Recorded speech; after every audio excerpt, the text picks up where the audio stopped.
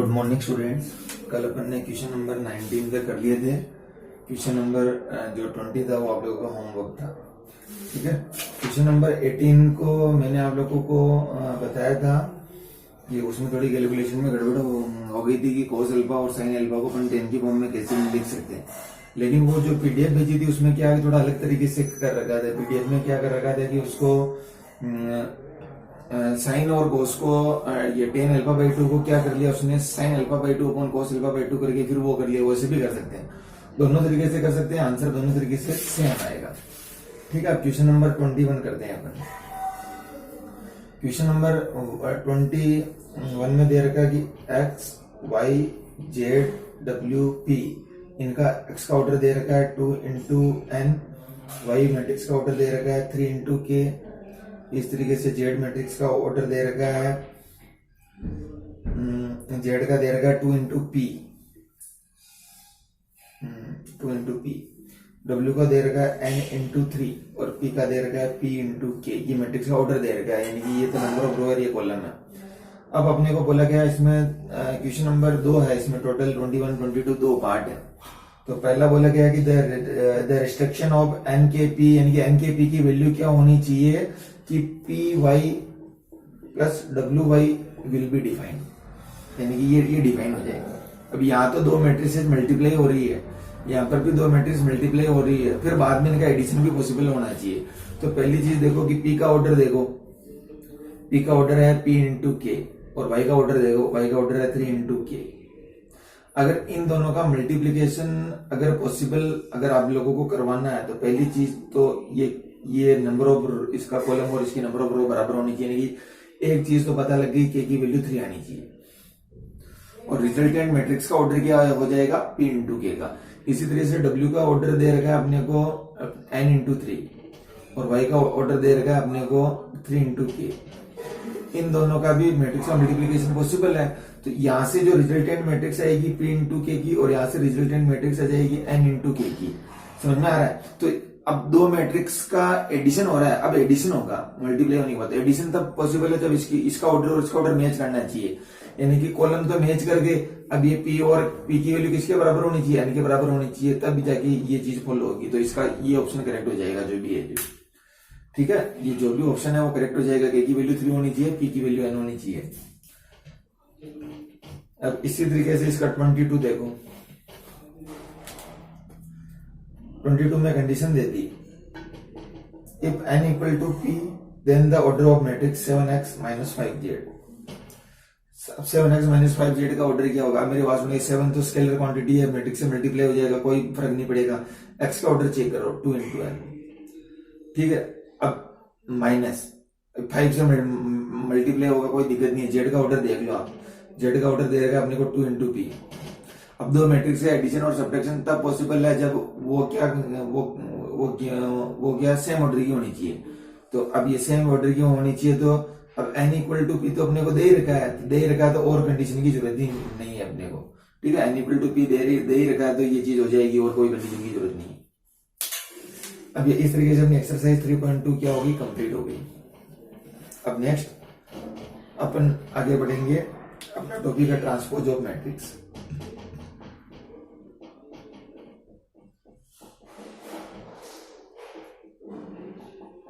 किसी भी मैट्रिक्स है, जैसे सपोज करो कि ये मैट्रिक्स है ए, ये ए मैट्रिक्स है। तो अगर अब इसका ट्रांसपोज क्या होगा, तो ट्रांसपोज को अपन पहली चीज तो डिनोट करते हैं ए डेज से। ट्रांसपोज को डिनोट करते हैं ए डेज से। ए ट्रांसपोज का मीनिंग क्या है कि उसकी रो को कॉलम बना दो या कॉलम को रो बना दो, एक ही बात है। या तो उसकी सारी रो को कॉलम बना दो या फिर सारे कॉलम को रो बना दो, एक ही बात है। तो ये इसकी रो है ना 1 2 3, मैं इसको कॉलम बना लेता हूँ, और ये इसकी रो दूसरी रो है तो इसका दूसरा कॉलम बना लेता हूं। तो ये किसी मैट्रिक्स का ट्रांसपोज निकल आएगा। तो किसी मैट्रिक्स का ट्रांसपोज कैसे निकलेगा, या तो रो को कॉलम बना लो या फिर कॉलम को रो बना लो, एक ही बात है। ठीक है, दोनों तरीके से बोल सकते हैं, एक ही बात है। तो ये ट्रांसपोज ऑफ मैट्रिक्स हो गया। अब इसकी प्रॉपर्टी पढ़ते हैं।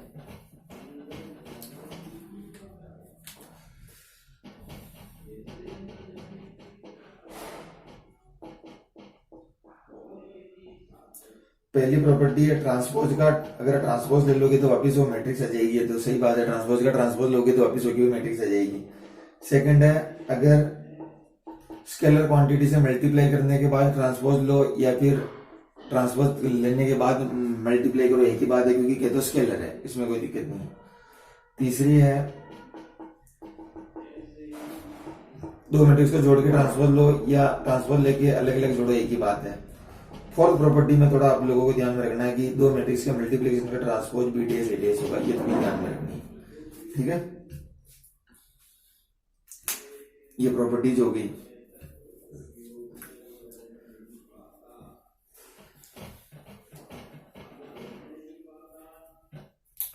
अब next topic symmetric matrix, symmetric and skew symmetric matrix.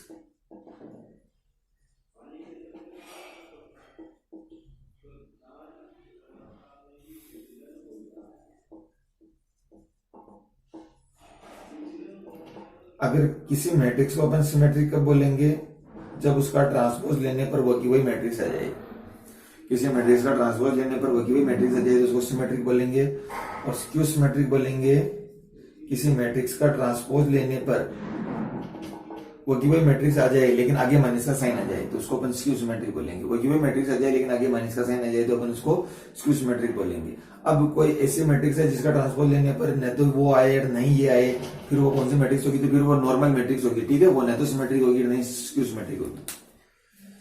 तो अब ये कुछ बेसिक हो गया। आप अपन एक्सरसाइज 3.3 स्टार्ट करते हैं।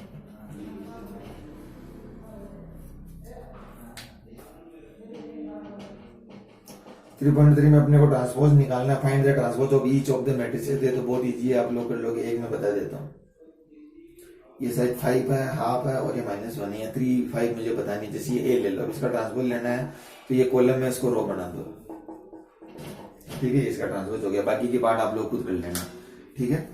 ये पहला क्वेश्चन हो गया। अब ये दूसरा देखो,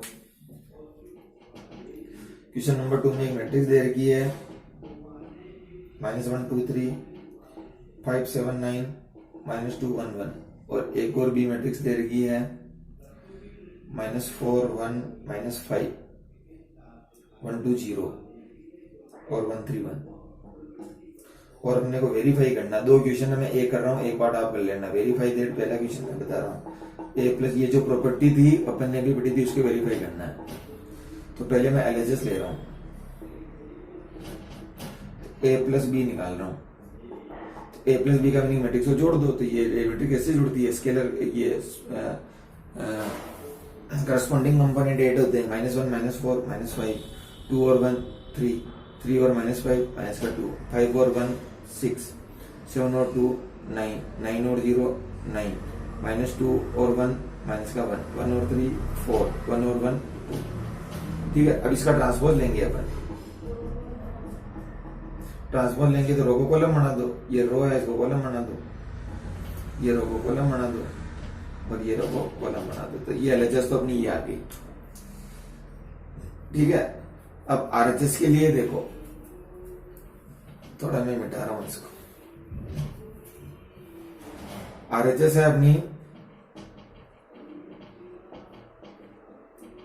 ए डेस प्लस बी डेस। तो ए, अब आपने क्वेश्चन तो आपकी उसमें पीडीएफ में होगा ए डेस, तो ए डेस में रो को कॉलम बना देंगे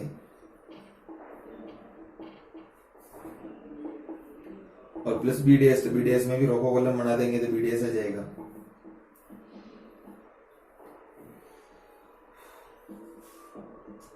अब इन दोनों को ऐड कर दो, -1 -4 -5 5 और 1 6 -2 और 1 -1 2 और 1 3 7 और 2 9 1 और 3 4 3 और -5 -2 9 और 0 9 1 और 1 2। अब चेक कर लो, दोनों मैच हो गई, ठीक है। तो ये प्रूव हो गया। अब इसका सेकंड पार्ट आप लोग कर लेना, बहुत इजी एक्सरसाइज है मैट्रिक्स, ठीक है। इजी एक्सरसाइज समझ में आ रही होगी।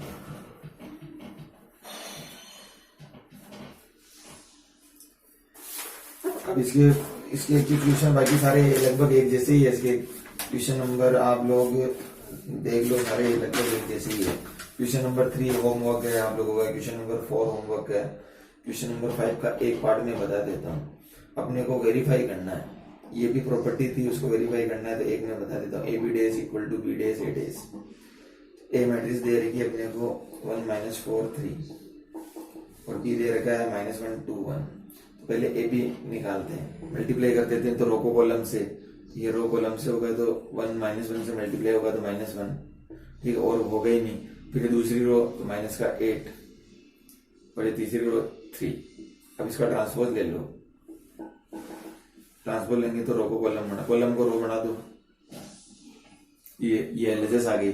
अब B dash A days multiply करना है, तो पहले बी डेस निकाल लो, बी डेस कितना है, रो को कॉलम बना दो, पर ए डेस निकाल लो, ए डेस रो को कॉलम बना दो। अब दोनों का मल्टीप्लाई कर दो, बी डेस ए डेस, ये रो कॉलम से मल्टीप्लाई करो तो माइनस का 1, फिर रो कॉलम से मल्टीप्लाई माइनस का 8, फिर ये तो 3। अब देख लो दोनों बराबर आ गए। बी डेस ए डेस, एक मिनट रुको, ये बी डेस मैंने क्या लिया, -1 2 1, और ए डेस रो को कॉलम बनाया 1 -3 3, ठीक है। मल्टीप्लाई किया तो रो कॉलम से मल्टीप्लाई होगी, नहीं बी डेस गलत ले लिया, एक मिनट रुकना। ए बी का ट्रांसपोज ले लिया अपन ने, बी डेस ए डेस करेंगे तो बी डेस -1 2 1 रो को कॉलम बना दी, हाँ, और ए डेस ये 1 -4 और 3 कॉलम को रो बना दिया। अब दोनों को मल्टीप्लाई करेंगे तो -1 1 से मल्टीप्लाई होगा तो माइनस का 1, ठीक है। और अब ये सेकंड रो को इसमें या तो क्वेश्चन पुटअप में दिक्कत हो गई, क्वेश्चन में पीडीएफ में यही था 1 -4 3, बी दे रखा था -1 2 1, so that A B dash equal to B dash A dash. तो पहले ए बी अपन ने मल्टीप्लाई कर लिया, ए बी, ये रो पहले कॉलम से मल्टीप्लाई होगी। अच्छा ये गड़बड़ हो गया, ये गड़बड़ हो गया, यहाँ ये ए बी गड़बड़ किया है अपन ने, एक बार ये जो ए बी है ना वो गड़बड़ कर दिया अपन ने, खुद ही देखो ना, इसका ऑर्डर क्या है 3 × 1 और इसका उधर ऑर्डर क्या है 1 × 3, इनकी 3 × 3 बननी चाहिए, ये गड़बड़ कर दी। ये रो कॉलम से मल्टीप्लाई होगी, फिर अब ये तो माइनस का 8 यहाँ लिखेंगे, ये 3, ठीक है। इसमें 3 रो और 1 कॉलम है। अब ये पहली रो के दोनों मल्टीप्लाई हो गए, ये पहली रो पहले कॉलम से ये से मल्टीप्लाई हो गई, फिर ये एलिमेंट इससे मल्टीप्लाई हो गया, फिर ये एलिमेंट इससे मल्टीप्लाई हो गया।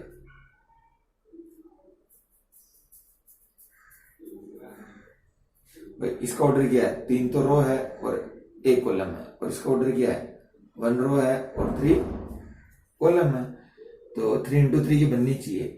तो ये पहली रो तीनों कॉलम से मल्टीप्लाई हो गई, अब ये गड़बड़ हो गई, यहाँ गड़बड़ किया, पहली रो तीनों कॉलम से मल्टीप्लाई होगी तो 1 -1 1 2 से मल्टीप्लाई होगा, 1 1 से मल्टीप्लाई होगा, पहली रो तीनों कॉलम से मल्टीप्लाई होगी, अब दूसरी रो तीनों कॉलम से मल्टीप्लाई होगी, 4 माइनस का 8 माइनस का 4, अब ये तीसरी रो तीनों से -3 6 और 3, ठीक है। अब इसका ट्रांसपोज लेंगे तो रो को कॉलम बना लो, -1 2 1 4 -8 -4 और -3 6 3, ठीक है। ये बी डेस है। अब यहाँ बी डेस, अब ए बी डेस तो ये आ गया, ए डेस ये आ गया।